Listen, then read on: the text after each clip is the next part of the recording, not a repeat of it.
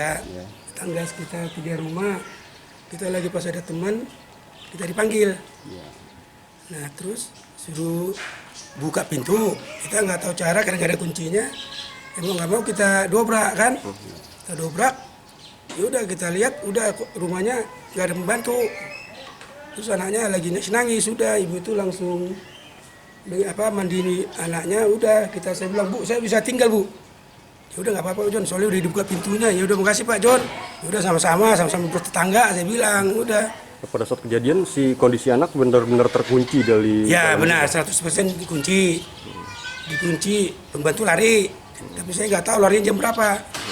Setelah terkunci baru kita tahu karena ada ibu tetangga yang manggil, gitu doang Pak. Itu pembantunya udah berapa lama Pak? Nah ini kurang tahu saya, cuman saya tanya ibu yang bersangkutan, katanya sih baru sekitar hampir lebih kurang 5 pas 7 hari gitu.